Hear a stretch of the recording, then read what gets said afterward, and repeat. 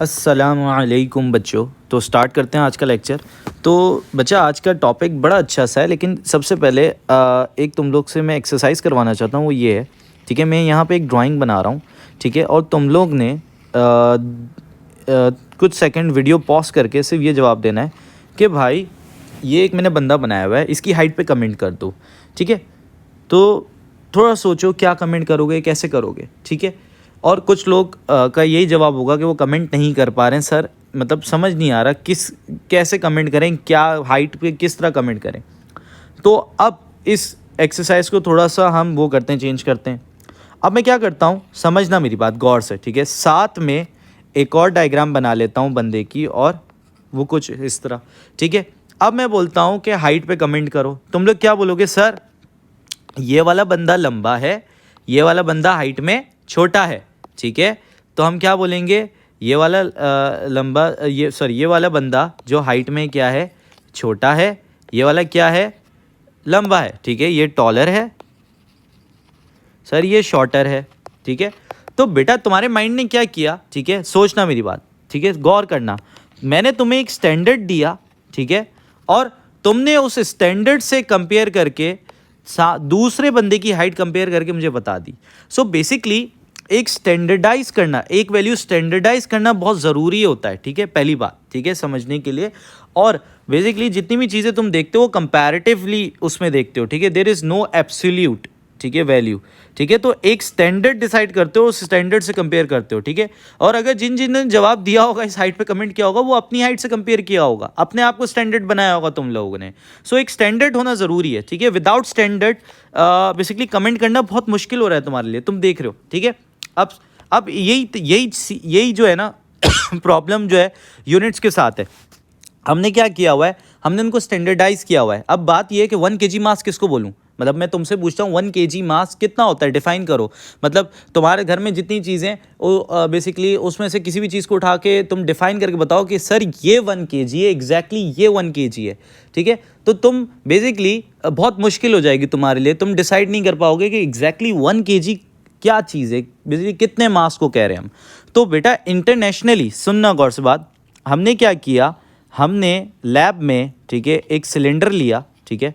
और ये तुम लोग नेट पे भी सर्च कर सकते हो, गूगल कर सकते हो, तुम्हें मिल जाएगा। पेरिस के अंदर है शायद, ठीक है, मुझे एग्जैक्टली नहीं पता, ठीक है, हम लेबॉर्ट्री के अंदर, ठीक है। तो हमने बेसिकली हमने सिलेंडर लिया, ठीक है, और बेसिकली उसके मास को हमने 1 kg स्टैंडर्डाइज कर लिया इंटरनेशनली। हमने उस मास को हमने 1 kg मास स्टैंडर्डाइज कर लिया। और ये प्लैटिनम एंड इरिडियम, ठीक है, इस मटेरियल से बना हुआ है, ठीक है, ठीक है। तो ये सिलेंडर, हमने एक सिलेंडर लिया हुआ है, प्लैटिनम इरिडियम से बना हुआ है, ठीक है। और इसका जो डायमीटर है वो 3.9 है, हाइट भी 3.9 सेंटीमीटर है।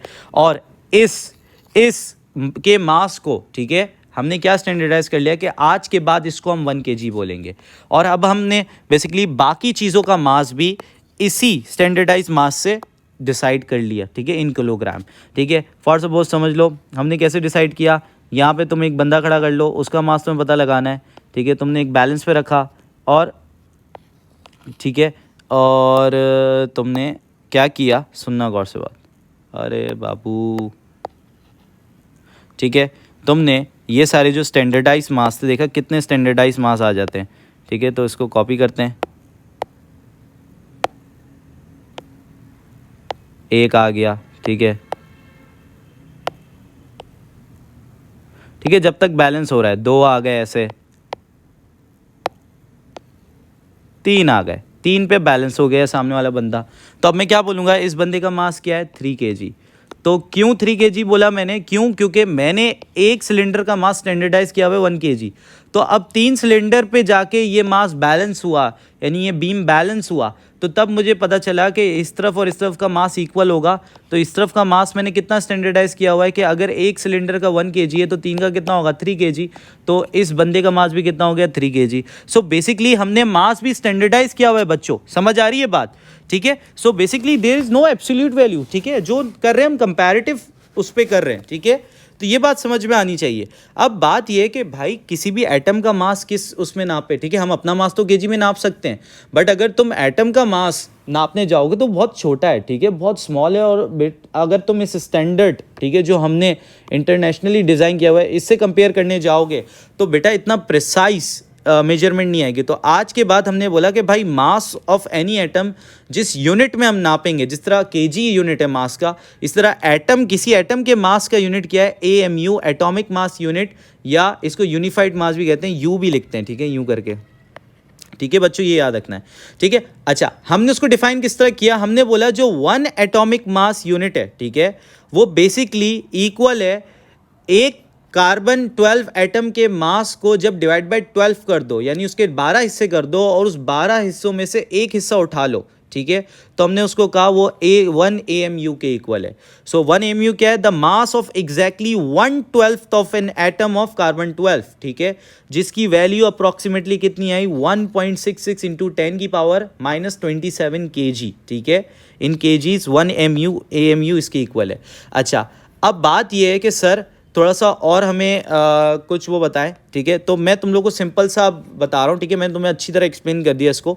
बेटा the mass of an atom in AMU is रफली इक्वल टू, ठीक है, ये पॉइंट समझना, ठीक है भाई, किसी भी एटम का मास अगर आपको AMU एटॉमिक मास यूनिट में पता लगाना है तो वो रफली इक्वल आ रहा है उसके न्यूक्लियन नंबर के, ठीक है, न्यूक्लियन नंबर के साथ आप क्या जोड़ दो, AMU जोड़ दो, तो रफली उसके इक्वल है। यानी अगर मैं तुमसे पूछूं जो सोडियम है, सोडियम एटम का मास, एक एटम का मास बता दो इन AMU, तो तुम सोडियम का न्यूक्लियन नंबर देखोगे जो कि 23 है, तुम बोलोगे 23U या 23 AMU के इक्वल है एक सोडियम एटम का मास, ठीक है।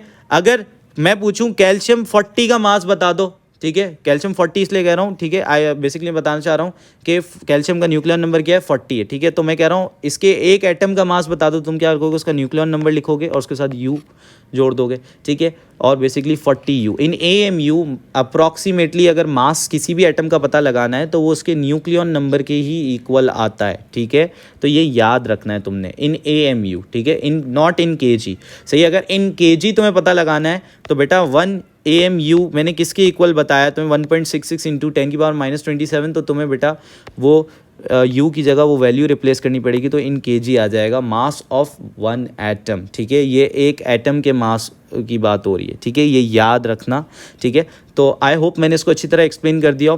अब बात करते हैं बेटा रेडियो एक्टिव डीके क्यों हो रहा है, ठीक है, तो सवाल ये है कि बेसिकली वजह क्या है, मतलब कुछ मतलब रेडियो एक्टिविटी का फिनोमेना में मिल क्यों रहा है, ठीक है। तो बेटा 1500 नॉन न्यूक्लिया है। अब सवाल यहाँ पे उठता है सर पीरियोडिक टेबल में 1500 कहाँ है भाई, 1500 एलिमेंट्स कहाँ नज़र आ रहे हैं सर, आप क्या बेवकूफ़ाना बातें कर रहे हैं। लेकिन ऐसा नहीं है बच्चा, रियलिटी में अगर देखा जाए तो बेटा हमने पीरियोडिक टेबल में आइसोटोप्स मेंशन नहीं किए हैं, तो यहाँ पे जो मैं न्यूक्लियाई की बात कर रहा हूँ, ठीक है, वो आइसोटोप्स को शामिल करके बात कर रहा हूँ, ठीक है। और हमें ये नज़र आया कि स्मॉल देन सिर्फ 260 ऐसे हैं जो स्टेबल हैं।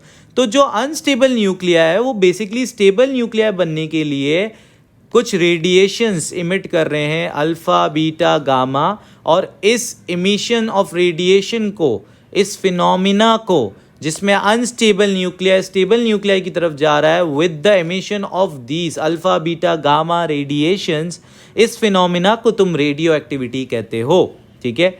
और रेडियो एक्टिव डीके की कुछ कैरेक्टरिस्टिक्स है बच्चों, ठीक है। सबसे पहली बात बच्चा, ये रैंडम प्रोसेस है, ठीक है। अब इसको समझना मेरी बात, ठीक है। इधर देखो, एक डब्बा है, ठीक है, उसमें मैंने बहुत सारे न्यूक्लियाई रखे हुए हैं, ठीक है, जो अनस्टेबल न्यूक्लियाई जिनको डीके होना है, ठीक है। मैं ये नहीं बता सकता कि भाई इनमें से पहला न्यूक्लियर कौन डीके होगा, हो सकता है ये डीके हो जाए, हो सकता है ये डीके हो जाए। अब इसके बाद ये भी नहीं बता सकता कि अगला न्यूक्लियर कौन से टाइम पे डीके होगा, और अगला न्यूक्लियर जो डीके होगा वो इनमें से कौन सा होगा। So basically it is very random process. Random process का मतलब क्या है कि भाई any nuclear can decay at any time randomly, ठीक है, और it can be predict when a particular nucleus will decay. मैं ये नहीं बता सकता कि अब ये वाला न्यूक्लियस डीके होगा या दूसरा वाला होगा या तीसरा वाला होगा, इसके बाद ये होगा और ये इस टाइम पे ही होगा, सही है। So basically it is very random process, and second most important thing बेटा न्यूक्लियर फिनोमेना है। अब जो रेडियो एक्टिविटी पार्टिकल फिजिक्स में तुम सोचोगे ना, वो सिर्फ न्यूक्लियस सोचोगे, बाहर के इलेक्ट्रॉन अभी के लिए भूल जाओ, सही है? क्यों? क्योंकि अब हम जो बात कर रहे हैं वो न्यूक्लियस की बात कर रहे हैं सिर्फ और सिर्फ इस चैप्टर में, ठीक है? और याद रखना rate of alpha beta gamma D के यानी रेट ऑफ रेडियो एक्टिविटी, ठीक है, वो सिर्फ डिपेंड कर रही है कि भाई तुम्हारे पास कंसंट्रेशन ऑफ अनस्टेबल न्यूक्लियाई कितने हैं, यानी न्यूक्लियाई जो डीके होने वाले हैं वो उनकी कंसंट्रेशन कितनी है, उसी पे रेट डिपेंड कर रहा है। ये नॉर्मल जो केमिस्ट्री में पढ़ते हुए आए हो, ठीक है, रिएक्शंस, ये वो रिएक्शंस नहीं है, तो इसलिए इनका इन पे टेम्परेचर का कोई असर नहीं है, प्रेशर का नहीं है, फिजिकल कोई भी फिजिकल कंडीशन का असर नहीं है। तभी मैंने तुम्हें कहा कि ये न्यूक्लियर फिनोमिना है, यहाँ अलग ही सीन है भाई, ठीक है? तो ये बात याद रखना। अब बात ये है कि भाई कुछ न्यूक्लियर स्टेबल और अनस्टेबल क्यों है, ठीक है? समझने की बात ये है कि भाई कुछ न्यूक्लियर स्टेबल हैं और कुछ न्यूक्लियर अनस्टेबल क्यों है, ठीक है? तो सबसे पहली बात, अगर कोई तुम्हें ये कहता है कि भाई न्यूट्रॉन और प्रोटॉन जिसके सेम हो, ठीक है, वो स्टेबल है, तो वो थोड़ा सा गलत बात है। मैं तुम्हें समझाता हूँ क्यों, क्योंकि हर जगह ये रूल वैलिड नहीं है। जिनका proton number smaller than equal to 20 है, वहाँ neutron over proton ratio approximately equal to 1 है, यानी न्यूट्रॉन और प्रोटॉन जो है अप्रॉक्सीमेटली करीब करीब आपस में इक्वल हो या तकरीबन सेम हो, तो उन एटम्स जिनका प्रोटॉन नंबर स्मॉलर देन 20 है वो सारे न्यूक्लियाई क्या होते हैं, स्टेबल होते हैं। जिनका proton number atomic number greater than 20 है, उनमें स्टेबिलिटी का क्राइटेरिया ये है कि उनका neutron over proton ratio greater than equal to 1 and smaller than equal to 1.6 होना चाहिए, तो वो सारे स्टेबल होते हैं। अगर जो इस रेंज से आगे पीछे होगा बच्चा, तो वो न्यूक्लियर अनस्टेबिलिटी की तरफ बढ़ेगा। लेकिन सर रेशियो से क्या फ़र्क पड़ता है ये बताएं, सही है? बात ये है कि सर रेशियो से क्या फ़र्क पड़ रहा है, न्यूट्रॉन ओवर प्रोटॉन रेशियो से क्या फ़र्क पड़ रहा है, न्यूक्लियस अनस्टेबिलिटी की तरफ क्यों जा रहा है? ये तो आपने एक स्टैटिस्टिक्स बता दिया, इसकी लॉजिक तो समझा है मुझे, तो अभी समझाते हैं बच्चों। इधर देखो बेटा, ये न्यूक्लियस है, इसको अज्यूम करना, ठीक है? तो बेटा ये प्रोटॉन्स हैं, ये न्यूट्रॉन्स रखे हुए, तो बेटा न्यूक्लियाई के अंदर दो फोर्सेस तुम्हें मिलेंगी। एक इलेक्ट्रोस्टैटिक फोर्स है जो रिपल्सिव है, प्रोटॉन्स के दरमियान है। सर न्यूट्रॉन्स के दरमियान नहीं है बेटा, न्यूट्रॉन्स न्यूट्रल होते हैं, उनके दरमियान क्यों इलेक्ट्रोस्टैटिक फोर्स होगी? प्रोटॉन्स जो कि पॉजिटिव पार्टिकल है, उनके दरमियान क्या है, इलेक्ट्रोस्टैटिक फोर्स है। ये एक दूसरे को धक्का दे रहे हैं। अब भाई एक दूसरे को रिपेल कर रहे हैं, न्यूक्लियस समझो बड़ा होते जा रहा है। अब ये न्यूक्लियस अपनी जगह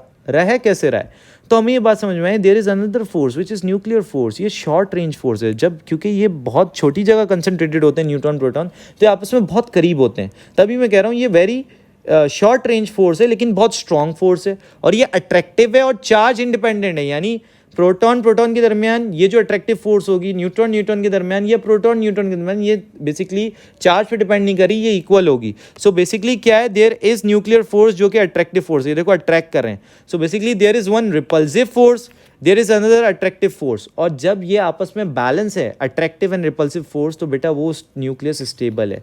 अगर कोई भी एक चीज़ ज़्यादा हो जाए, प्रोटॉन ज़्यादा हो जाए या न्यूट्रॉन ज़्यादा हो जाए, और बेसिकली उसकी वजह से क्या हो, ठीक है, उसकी वजह से क्या हो कि किसी भी एक फोर्स का, मतलब इन दोनों फोर्स का आपस में बैलेंस आउट हो जाए, तो ये न्यूक्लियस क्या हो जाता है, अनस्टेबल हो जाता है। और जब न्यूक्लियस अनस्टेबल होता है तो बेटा वो रेडियो एक्टिव डीके करता है ताकि उसका जो न्यूक्लिया है स्टेबिलिटी की तरफ मूव करे, ठीक है? That's why some nuclei are stable and some are unstable. तो यहाँ पे मैं लेक्चर रोकता हूँ। टाटा, बाय बाय, अल्लाह हाफिज़।